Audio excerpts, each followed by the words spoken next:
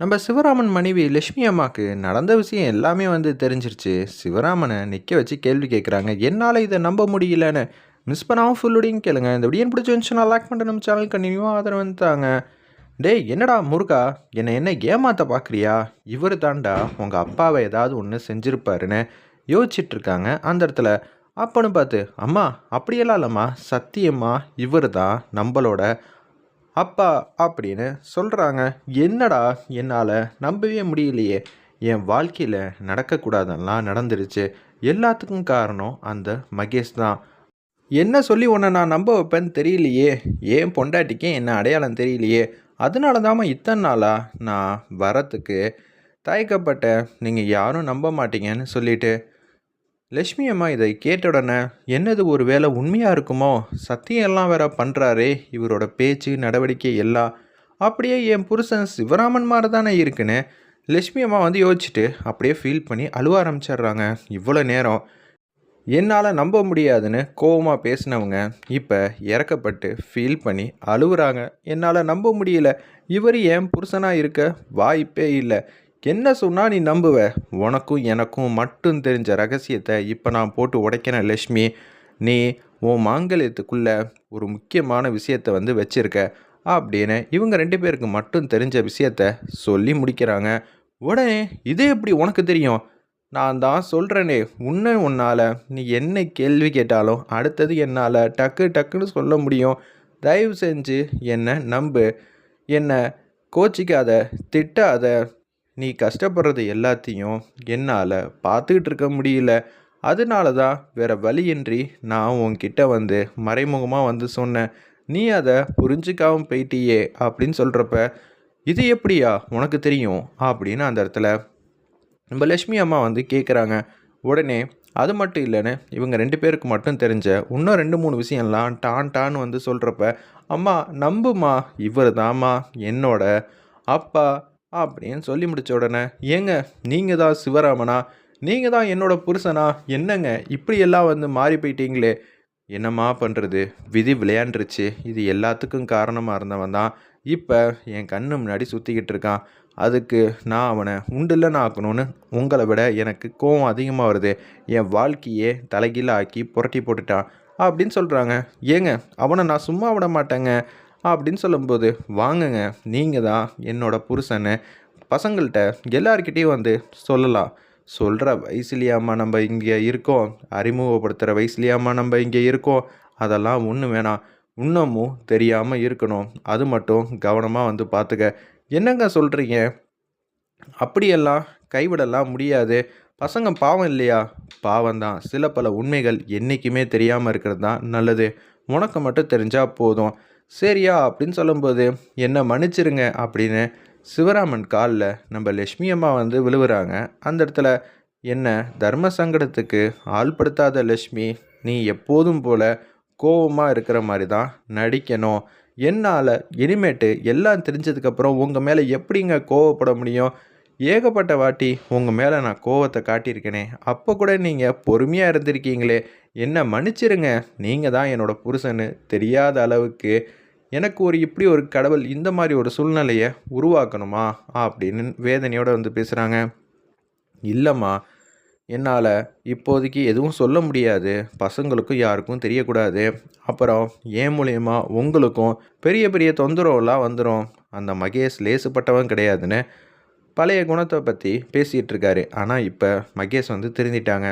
அது இவங்க யாருக்கும் தெரியாது. வீட்டுக்கு வாங்குங்க. நீங்கள் எனக்கு நல்லபடியாக குங்குமம்லாம் வைக்க வேண்டியது இருக்குது. உங்கள் கையால் நான் வச்சுக்கணும். சத்தியமாக முடியாதுன்னு சொல்ல வைக்காதம்மா. ஏங்க, ஏன் வாங்க, இதெல்லாம் ஒரு விஷயம்னு பேசாதீங்க. கண்டிப்பாக நீங்கள் வீட்டுக்கு வந்தே ஆகணும்னு அந்த இடத்துல கையை பிடிச்சிட்டு வீட்டுக்கு வந்துக்கிட்டு இருக்காங்க. லக்ஷ்மி, இப்போ நான் ஒன்றும் புருஷன் இல்லைம்மா, கையெல்லாம் பிடிக்காத சரியா? சொல்கிறது உனக்கு புரியுதான்னு சொன்னோன்னே, ஆமாம் இல்லை, நீங்கள் வேறு ஒரு ஆள் மாதிரி தான் இருக்கீங்க. அப்படி இருக்கும்போது எல்லோரும் வேறு மாதிரி நினப்பாங்கன்னு சொல்லிட்டு கை எடுக்கிறாங்க நம்ம லக்ஷ்மி, யாருக்கும் சந்தேகம் வரக்கூடாதுன்னு. அப்போன்னு பார்த்து, என் வீட்டுக்குள்ளே நான் உன்னோட எவ்வளோ நாள் ஆச்சு, இன்றைக்கி தான் கடவுள் எனக்கு அந்த பாக்கியம் கொடுத்துருக்காருன்னு ரெண்டு பேரும் வலது கால் எடுத்து வச்சுட்டு வீட்டுக்குள்ளே ஒத்துமையாக வராங்க. அந்த இடத்துல சாமி ரூம் முன்னாடி நிற்கிறாங்க. நீங்கள் பார்த்துட்டு தானே இருக்கீங்க. என் வாழ்க்கையை இப்படி புரட்டி போட்ட மாதிரி ஆக்கிட்டீங்களேன்னு ஃபீலிங்காக வந்து பேசுகிறாங்க. இந்தாங்க நீங்கள் பொட்டு வச்சு விடுங்க அப்படின்னு சொல்லும்போது, அதே மாதிரி வந்து பொட்டு வந்து வச்சுக்கிறாங்க. அந்த இடத்துல நம்ம லட்சுமி அம்மா ஒரு பக்கம் உட்காருங்க. உங்களுக்கு கை நிறையா என்னால் என்ன செஞ்சு போட முடியும்? வயறு நிறையா தான் என்னால் செஞ்சு போட முடியும்னு சொல்லிட்டு அப்படியே டேபிளில் உட்கார வச்சுட்டு அவங்க புருஷனுக்கு என்னென்ன பிடிக்குமோ அது எல்லாத்தையும் தடபடலாம் வந்து செஞ்சு அப்படியே ஒன்று ஒன்றா வந்து கொடுக்குறாங்க. அந்த இடத்துல யாரும் வந்துட்டா தெரிஞ்சிருமே. லட்சுமி வேற இப்படி வந்து ரொம்ப ஆர்வமாக வந்து எல்லாம் செஞ்சு தரணும்னு ஆசைப்பட்றா. ஆனால் இதெல்லாம் எங்கே போய் நிற்க போகுதுன்னு தெரியலங்கிற மாதிரி யோசிச்சுட்டு இருக்காங்க. அந்த நேரம்னு பார்த்து நம்ம லட்சுமி அம்மா உட்காருங்க சாப்பிடுங்கன்னு சொல்லிட்டு எல்லாத்தையும் வந்து அள்ளி அள்ளி வைக்கிறாங்க. அந்த இடத்துல அப்பன்னு பார்த்து அஞ்சலி வராங்க. வந்துட்டு என்ன நடக்குது இங்கே? சிவராமன் இங்கே உள்ளே வந்து உட்காந்துருக்காரு. நீங்கள் இங்கே உட்காந்துருக்கிறது எங்கள் அம்மாவுக்கு தெரிஞ்சா என்ன ஆகும் தெரியுமா? நீங்கள் மாட்டுக்கு வெளியில் போங்க. அப்புறம் அவங்க ஏதாவது சத்தம் போடுவாங்க அங்கிள். தயவு செஞ்சு போங்க. நீங்கள் இப்படி உட்காந்துக்கிட்டு இருக்கீங்கன்னு எல்லாம் புரியுது. ஆனால் அதுக்குன்னு இப்படியெல்லாம் நீங்கள் பண்ணாதீங்கன்னு சொல்லும்போது அப்பளத்தை எடுத்துகிட்டு வராங்க. அஞ்சலி என்ன நினச்சிக்கிட்டு இருக்க? அவரை போய் எந்திரிக்க சொல்கிற அப்படின்னு சொல்கிறப்ப உனக்காக தானம்மா எந்திரிக்க சொன்னேன். என்ன புரிஞ்சுக்கிட்டாங்க அப்படின்னு சொல்கிறாங்க. என்ன நடந்துச்சு? இவர் தான் உன்னோட அப்பான்னு சொல்ல வந்த உடனே அந்த இடத்துல சிவராமன் வந்து பார்க்குறாப்புல. இல்லைம்மா உனக்காக தொழிலில் வந்து டெவலப் பண்ணது கை தூக்கி விட்டதே இவர் தான். அப்படி இருக்கும்போது இவருக்கு செய்ய வேண்டிய கடமையெல்லாம் இருக்குது. அது என்னம்மா எல்லாமே அப்பாவுக்கு பிடிச்சதா வந்து செஞ்சு வச்சுருக்க அப்படின்னு நம்ம அஞ்சலி வந்து கேட்ட உடனே அப்படியெல்லாம் ஒன்றும் இல்லைம்மா. ஏதோ யதார்த்தமாக எனக்கு இது எல்லாம் செய்யணும்னு தோணுச்சு. அதனால தான் அஞ்சலிக்கு சந்தேகம் வர ஆரம்பிக்குது அப்படின்னு வாயில் கை வச்சுக்கிட்டே வந்து பேசுகிறாங்க. நீ பேசாத நிப்பாட்டு சரியா? எனக்கு சாப்பாடு போட்டு அமுச்சு வை. மற்றபடி எதுவும் பேசாத சரிங்க அப்படின்னு சொல்லிட்டு எல்லாத்தையும் வைக்கிறாங்க. அஞ்சலி கேள்வி மேலே கேள்வி கேட்குறாங்க. எதுக்குமே பதில் சொல்லாத அப்படின்னு சிவராமன் வந்து சொல்கிறாங்க.